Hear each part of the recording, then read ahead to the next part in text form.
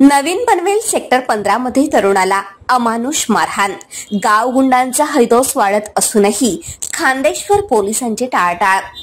कंपनीतील सहकार्याशी झालेल्या जुन्या भांडणाची कुरापत काढून गाव गुंडांनी एका तरुणाला अमानुषपणे मारहाण केल्याची घटना नवीन पनवेल सेक्टर 15 येथील ब्लिंकेट कंपनीजवळ घडली।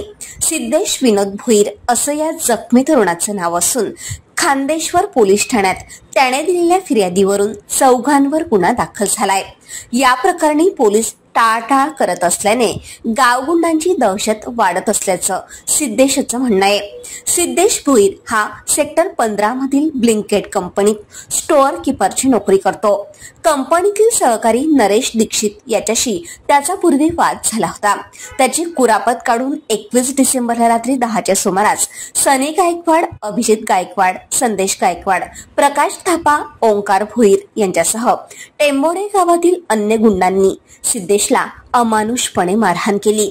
त्यात त्याच्या नाकाला जबर इजा होऊन रक्तस्रावही झाला।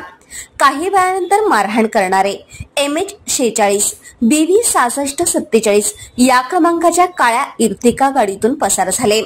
अभय नावाच्या इर्टिका चालकाने माझे वडील पोलीस मध्ये आहेत, तुम्ही माझं काहीच वाकडं करू शकत नाही अशी धमकीही दिली। या प्रकरणी सिद्धेश भुईर याने खांदेश्वर पोलीस ठाण्यात दिलेल्या फिर्यादीवरून ओंकार भुईर, सनी गायकवाड, संदेश गायकवाड, अभिजित गायकवाड यांच्या विरुद्ध गुन्हा दाखल झालाय। ब्युरो रिपोर्ट, कोकण संध्या न्यूज, पनवेल।